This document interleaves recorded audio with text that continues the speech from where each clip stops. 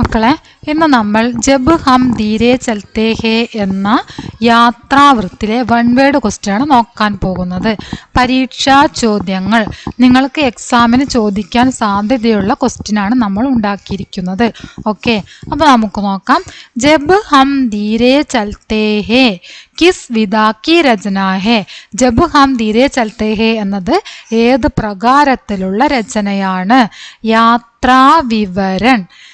രചയിത കോൻ ഹേ, അതിൻ്റെ രചയിതാവ് ആരാണ്? എലൻ ഷാ.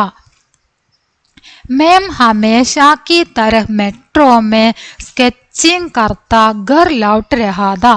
इसमें മേം കോൻ ഹേ, ഇതിലുള്ള മേം ആരാണ് എന്നാണ് ചോദ്യം. ഞാൻ എല്ലാ ദിവസത്തെയും പോലെ, എന്നത്തെയും പോലെ, അതായത് പതിവ് പോലെ മെട്രോയിൽ സ്കെച്ചിങ് ചെയ്ത് ഇങ്ങനെ വീട്ടിലേക്ക് തിരിച്ചു വരികയായിരുന്നു. അതിലുള്ള ഞാൻ ആരാണ്? ലേഖക്. Ek Ladki ലേഖക് K pass ആക്കർ ഉൻകാ calm ദേഖ്നെ ലഗി. ഒരു പെൺകുട്ടി ലേഖകന്റെ അടുത്ത് വന്നിട്ട് അയാളുടെ ജോലി നോക്കാൻ തുടങ്ങി. ലേഖകന്റെ ജോലി നോക്കാൻ തുടങ്ങി. ഉസ് ലഡ്കി കാ നാം ക്യാ താ. ആ ലേഖകന്റെ അടുത്ത് വന്ന് നോക്കി നിന്ന പെൺകുട്ടിയുടെ പേര് എന്തായിരുന്നു? ലുവാന. ലഡ്കിനെ ക്യാ വാദാ കിയ. ലഡ്കി, ആ പെൺകുട്ടി എന്ത് വാഗ്ദാനമാണ് നൽകിയത്? മിൽനെ കാ വാദാ കിയ. ഫിർ മിൽനെ കാ, അല്ലെ, ഇവിടെ ഫിർ എഴുതാട്ടോ. ഫിർ മിൽനെ കാ പറഞ്ഞാൽ വീണ്ടും കാണാം എന്നാണ് വാഗ്ദാനം നൽകിയത്. ലഡ്കി കെ ദോസ്ത് കാ നാം ക്യാ താ. പെൺകുട്ടിയുടെ ഫ്രണ്ടിന്റെ പേര് എന്തായിരുന്നു? മാനുവൽ. എന്തായിരുന്നു? മാനുവൽ എന്നായിരുന്നു ആ പെൺകുട്ടിയുടെ, ലുവാനയുടെ ഫ്രണ്ടിന്റെ പേര്. ലുവാന കോൻ താ. ലുവാന ആരായിരുന്നു? ലുവാന ഇസ് ഗ്രൂപ്പ് കി ഏക് മെഹത്തരീൻ ഡാൻസർ താ. ലുവാന ആ ഗ്രൂപ്പിലെ ഏറ്റവും മികച്ച ഡാൻസർ ആയിരുന്നു. ലുവാന ലേഖകോ ഗ്രൂപ്പ് മേൻ ന്യോധാ ദിയാ ക്യോം. ലുവാന ലേഖകനെ അവരുടെ ആ ഗ്രൂപ്പിലേക്ക്, അതായത് അവരുടെ ഒരു തിയേറ്റർ ആണല്ലോ അല്ലെ, ഗ്രൂപ്പ് എന്നതിന് പകരം തിയേറ്റർ എന്ന് എഴുതാട്ടോ. ലുവാന തിയേറ്റർ കി ഏക്ക് ബെഹത്തരീൻ ഡാൻസർ ദാ. ചൽത്തേ ഫിൽത്തേ തിയേറ്ററിലെ ബെഹത്തരീൻ ഡാൻസർ ആയിരുന്നു ലുവാന. അതുപോലെ തന്നെ ലുവാന ലേഖകോ ചൽത്തേ ഫിൽത്തേ തിയേറ്റർ മേ ന്യോധാ ദിയാ ക്യോം, അല്ലെങ്കിൽ ഗ്രൂപ്പ് മേ ന്യോധാ ദിയാ ക്യോം. എന്തിനാണ് ലുവാന ലേഖകനെ അവരുടെ ഗ്രൂപ്പിലേക്ക് ക്ഷണിച്ചത്? ന്യോധ എന്ന് പറഞ്ഞാൽ ക്ഷണിക്കുക. എന്തിനാണ് ക്ഷണിച്ചത്? യാത്രാക്കോ ചിത്രോമേ ദർജ് കർണേക്കിലെ. അവരുടെ യാത്ര ചിത്രങ്ങളിൽ പകർത്താൻ വേണ്ടി, അവരുടെ യാത്ര ചിത്രങ്ങളാക്കി പകർത്താൻ വേണ്ടിയാണ് അദ്ദേഹത്തിനെ ക്ഷണിച്ചത്. അദ്ദേഹം ചിത്രകാരനായിരുന്നു. മനോഹരമായി അവരുടെ ദൃശ്യങ്ങൾ, അവരുടെ പെർഫോമൻസ് ഒക്കെ ചിത്രങ്ങളിൽ പകർത്താൻ വേണ്ടി, അതുകൂടാതെ അവിടെയുള്ള ദൃശ്യങ്ങൾ എല്ലാം, പ്രകൃതി ഭംഗിയൊക്കെ ചിത്രങ്ങളിൽ പകർത്താൻ വേണ്ടിയാണ് അദ്ദേഹത്തിനെ ക്ഷണിച്ചത്. ഇസ് പ്രൊജക്ട് കാ മക്സദ് ക്യാ താ. ഈ പ്രൊജക്ടിന്റെ മക്സദ്, ലക്ഷ്യം എന്തായിരുന്നു? സ്ലോ ട്രാവൽ കാ അനുഭവ ലേന. ധീരെ ചലനം നമ്മൾ പറഞ്ഞല്ലോ, പതുക്കെ നടക്കുക, പതുക്കെയുള്ള യാത്രയുടെ അനുഭവം നേടുക എന്നതായിരുന്നു ഈ പ്രൊജക്ടിന്റെ ലക്ഷ്യം. ഗദാക്ക നാം ക്യാദ. അവരുടെ കൂടെ ഒരു കഴുത ഉണ്ടായിരുന്നു എന്ന് പറഞ്ഞല്ലോ, ആ കഴുതയുടെ പേര് എന്തായിരുന്നു എന്നാണ് ചോദിച്ചത്. ഗദാക്ക നാം ക്യാദ.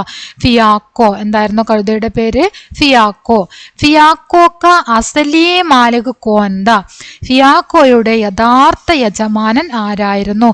എൽഫി. നമ്മൾ ഈ കഥയിൽ, ഈ യാത്രാ വിവരണത്തിൽ ഫസ്റ്റ് തന്നെ നമ്മൾ പഠിക്കുന്നത് ഫിയാക്കോയെ എലിയ എന്ന് പറഞ്ഞിട്ടുള്ള യജമാനൻ കൊണ്ടുപോകുന്നതായിട്ടാണ് അല്ലെ. യജമാനൻ അവനെ ആ തോടിനോട് കൂടിയ ഒരു റോഡ് മുറിച്ച് കടക്കാൻ വേണ്ടി വിസമ്മതം പ്രകടിച്ചപ്പോൾ എലിയ വളരെയധികം പ്രയാസപ്പെട്ട് അവനെ അവിടെ നിന്നും നടത്താൻ വേണ്ടി വളരെയധികം പ്രയാസപ്പെട്ടു എന്നൊക്കെ നമ്മൾ പഠിച്ചതാണല്ലോ. അപ്പൊ എലിയ എന്ന മാലിക്കിനെയാണ് നമ്മൾ ആദ്യം പഠിക്കുന്നത്. പക്ഷേ ഈ ഫിയാക്കോയുടെ യഥാർത്ഥ മാലിക് എൽഫി ആയിരുന്നു. എൽഫി അത് എലിയായുടെ അച്ഛനാണ്, പിതാവാണ്. ആ പിതാവിന്റെ മരണശേഷമാണ് ഫിയാക്കോയെ എലിയക്ക് ലഭിക്കുന്നത്. എലിയക്ക് ഈ ഫിയാക്കോയുടെ മേൽനോട്ടം ലഭിക്കുന്നത്. ഓക്കെ, ദുസര മാലിക് കോന്ത, രണ്ടാമത്തെ മാലിക് ആരായിരുന്നു? എലിയ ആയിരുന്നു രണ്ടാമത്തെ മാലിക്. അല്ലെങ്കിൽ ഇപ്പോഴത്തെ മാലിക് എന്നും ക്വസ്റ്റ്യൻ വരാം കേട്ടോ. രണ്ടാമത്തെ മാലിക്കിന് പകരം ഇപ്പോഴത്തെ മാലിക് ആരാണ് എന്നും ചോദ്യം വരാം. അപ്പൊ എങ്ങനെയാണ് എഴുതുക? എലിയ ആണ് ഇപ്പോഴത്തെ മാലിക്. എൽഫിക്കോ ഫിയാക്കോ കൈസി ഹാലത്ത് മേ മിലാദ. എൽഫിക്ക് ഫിയാക്കോയെ ഏത് അവസ്ഥയിലാണ് ലഭിച്ചത്? എൽഫിക്ക് ലഭിക്കുമ്പോൾ ഫിയാക്കോയുടെ അവസ്ഥ എങ്ങനെയായിരുന്നു? എങ്ങനെയുള്ള അവസ്ഥയിലാണ് ഫിയാക്കോയെ എൽഫിക്ക് ലഭിക്കുന്നത് എന്നാണ് ചോദ്യം. ബുരി ഹാലത്ത് മേം, അവൻ വളരെയധികം മോശപ്പെട്ട അവസ്ഥയിൽ, ശാരീരികമായിട്ട് വളരെയധികം മോശപ്പെട്ട ഒരവസ്ഥയിലാണ് അവന് ലഭിക്കുന്നത്. അവൻ്റെ ശരീരത്തിന് എന്താണ് അസുഖം ബാധിച്ചിട്ടോ ആക്സിഡന്റ് പറ്റിയിട്ടോ എന്തോ അവന് വളരെയധികം ശരീരത്തിന് ബുദ്ധിമുട്ട് അനുഭവിക്കുന്ന ഒരു സമയത്തായിരുന്നു അവനെ ലഭിച്ചിരുന്നത്. ആഖിരി പെർഫോമൻസ് കഹാംദ, അവരുടെ അവസാനത്തെ പെർഫോമൻസ് എവിടെയായിരുന്നു? കാർഡോവാഡോ നാം കെ ഏക് കമ്മ്യൂൺ കെ കിലേ മേം, കാർഡോവാഡോയിലെ ഒരു കിലേ പറഞ്ഞ കോട്ടയിലായിരുന്നു അവരുടെ അവസാനത്തെ പെർഫോമൻസ്. ബഗീച്ചെ കെ ബീച്ച് കാ പേട് കിസ്കി യാദ് മേ ലഗായാ താ, കോൻ ലഗായാ താ. ആ ബഗീച്ചയുടെ നടുക്കുള്ള പേട് മരം കിസ്കി യാദ് മേ ലഗായാ താ, ആരുടെ ഓർമ്മയിലാണ് ഉണ്ടാക്കിയിരുന്നത്? കോൻ ലഗായാ താ, ആരാണ് ഉണ്ടാക്കിയത്? ആ പൂന്തോട്ടത്തിൽ ഒരു മരം ഉണ്ടായിരുന്നു എന്ന് പറഞ്ഞല്ലോ, അത് ആരുടെ ഓർമ്മയ്ക്ക് വേണ്ടി നട്ടതായിരുന്നു? ആര് നട്ടതായിരുന്നു എന്നാണ് ചോദ്യം. ഉസ് ജഗഹ് കെ മാലികിനെ എൽഫി കി യാദ് മേ ലഗായാ താ, ആ സ്ഥലത്തിന്റെ ഉടമ എൽഫിയുടെ ഓർമ്മയ്ക്ക് വേണ്ടി നട്ടതായിരുന്നു. ഈ ചിത്രക്കെ പത്തേ കോൻ ബനായാ താ, ഈ ചിത്രത്തിന്റെ ഇലകൾ ആര് നിർമ്മിച്ചതായിരുന്നു? അദ്ദേഹം ഒരു ചിത്രം വരച്ചു, പേടിന്റെ ചിത്രം വരച്ചു അല്ലെ. ആ പേടിന്റെ ചിത്രത്തിന് ഇലകൾ വരച്ചിട്ടില്ല എന്ന് പറഞ്ഞല്ലോ. പക്ഷെ അതിന്റെ ഇലകൾ നിർമ്മിച്ചത് ആരായിരുന്നു?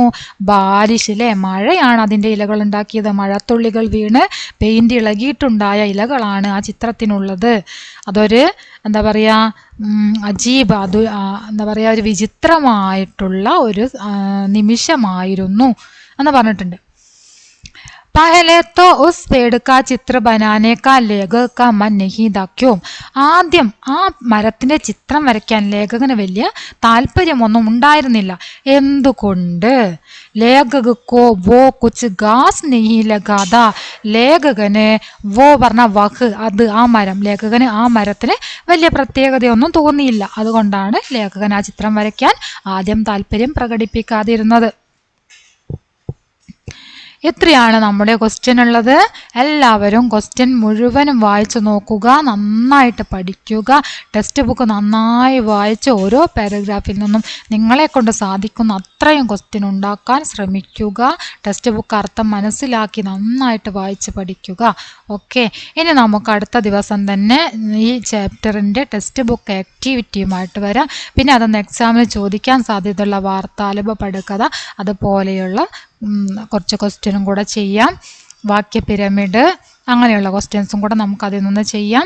എല്ലാവരും നിങ്ങളുടെ അഭിപ്രായങ്ങൾ തീർച്ചയായിട്ടും അറിയിക്കുക, ലൈക്ക് ചെയ്യുക, ഷെയർ ചെയ്യുക, എന്നെ സപ്പോർട്ട് ചെയ്യുക. ഓക്കെ.